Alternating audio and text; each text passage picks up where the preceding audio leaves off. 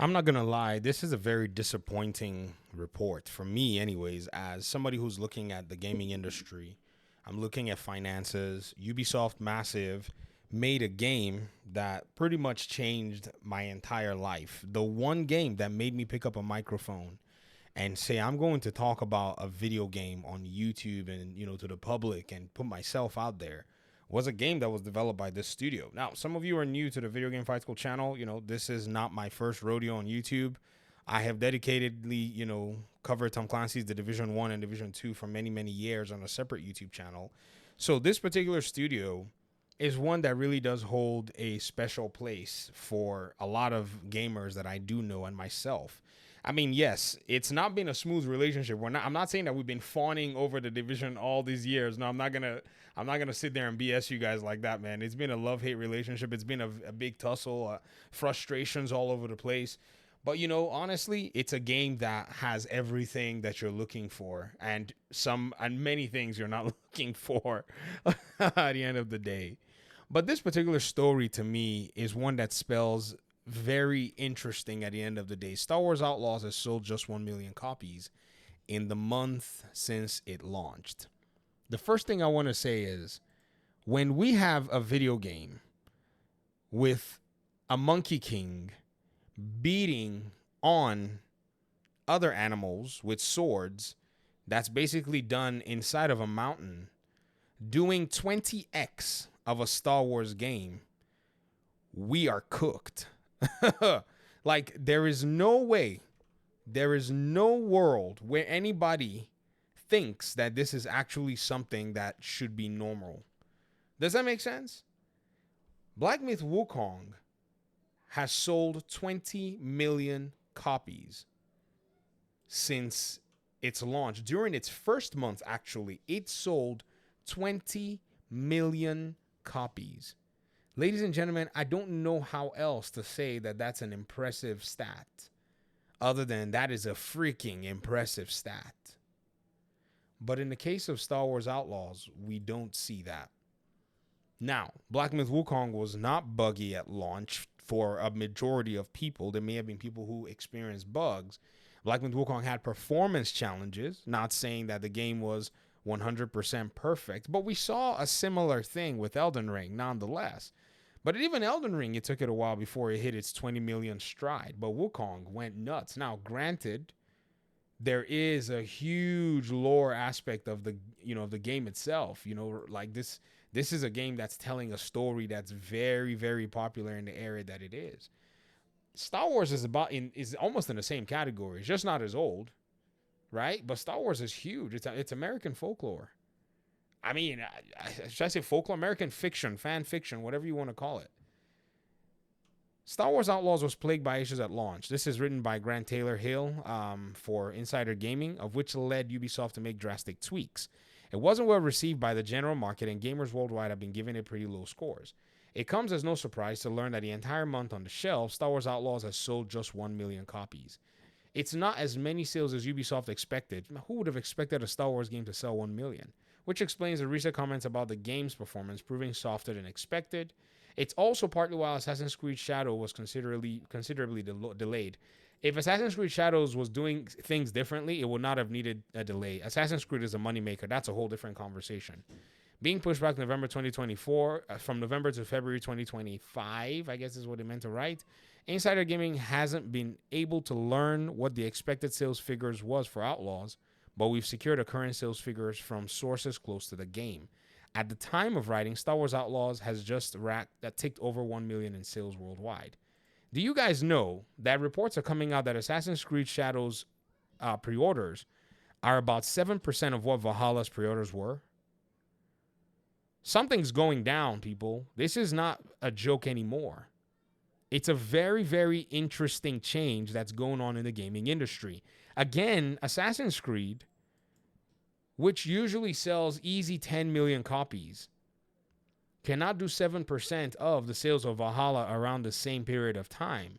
While a game, again, let me put it this way, with the Monkey King beating other creatures in the mountains with a stick is cleaning the clock in terms of games.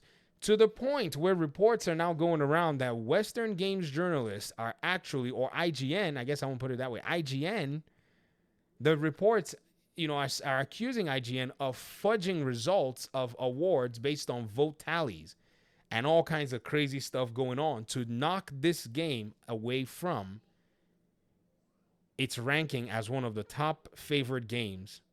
Could it be that there's a lot of corruption in the media, video game, congregation, where the media has basically been hyping up bad games because they felt that they needed to, in a sense, shut these gamers down who have said, man, these games are not, heating or resonating with us? Could it be that there are a lot of issues that have generated over the years that players have looked at a Star Wars game and said, nah, this is not for us? What is going on in this regard? At first, they used to call it all kinds of things. They used to say it used to be, people and their inherent poor human behaviors. Well, a lot more people are not buying, and a lot less people are buying. So what's the problem here? I think this company really needs a creative overhaul from their studios. Outlaws, Avatar is based on, Avatar. Outlaws is based on Star Wars, but you can still make your Star Wars game creative. EA just pulled 2 Star Wars games, and they did well. They did the Jedi series, Survivor, Jedi Fallen Order. Even though Survivor had performance issues at launch, that was his biggest problem for a long time. Game still did decently. Jedi Fallen Order did decently well. So what's the issue here? It's a creative overhaul that's needed. I don't know what needs to happen. Maybe they need to send more creatives on sabbatical so that they can go breathe some clean air somewhere. Maybe they need to actually start looking at doing better user surveys, perhaps doing genuine user experience, user testing. Don't bring the people into a Ubisoft studio. Take them into a random office, right? Get a research company to run the testing. Remove all your logos and labels and do some really good research. Just something that is foundational and something that's to the core, of gamers. And don't bring in your friends that because it could be that this so-called culture of toxic positivity might be some level of nepotism and some level of favoritism in terms of who they hire to test out these games. They need to get some gamers off the streets, because apparently the people that are testing these games and giving the feedback, they seem to be much more, overtaken by the fact that they got invited into a studio to play a game and they're not giving, maybe they're giving real feedback. Who knows? It could be they're giving real feedback saying, this game is not going to resonate with a lot of gamers because of A, B, C, D, and E, and they're getting ignored. I don't want to name the worst case scenario, because the worst case scenario is going to put a lot of people in a really tight position.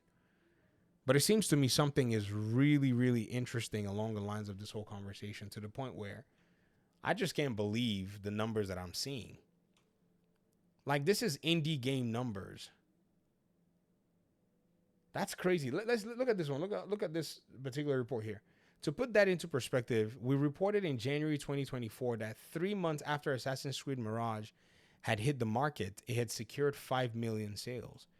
In early trailers and demos, Star Wars Outlaws impressed gamers excited to explore a vast open world environment as a new character. Really? Following an original story. Early trailers and demos? In early trailers, I don't think gamers were excited. They were looking, going, we'll see. As time wore on, the sentiment around the game wavered somewhat, and gameplay videos released close to the launch of the game failed to fill consumers with a sense of anticipation. I mean, people saw bugs in some of the videos. People saw a content creator basically praising the game when they were pure AI bugs. I think they were just excited to get a review copy. But I've been with Massive and Ubisoft. I've been playing Ubisoft and Massive's game for years. If I see a bug, I'm gonna point it out. And I have, probably hundreds of, probably 100 videos or so that would have pointed out maybe shortcomings in a Division game. So I'm not filtered in that sense. That's their business. They give me, they give every content creator the leeway to use their content that's not violating any of their terms of service to make, videos about their content. So criticism is fair and open in that regard. And I think a lot of people were just happy to get their hands on a Star Wars game. On social content and streaming platforms, the buzz around Star Wars Outlaws dried up pretty quickly. And all that was left was a string of clips posted to social media showcasing the game's poor stealth sequences and bugs. Well, yeah, that's what people are going to basically harp on. This is the kind of thing that Ubisoft moved to patch up not long after launch, but the damage was done. In 30 days on the market, it sold just 1 million copies, and it's not expected that it will shift many more. Are you surprised at how badly Star Wars Outlaws performed? Let us know. Well, I'm not surprised, but at the same time, what I'm surprised is that another game, like I said, with the monkey beating other animals with sticks inside of the mountain, has 20x'd this game. 20-fold. Thanks for watching the video. Appreciate you guys' time and audience.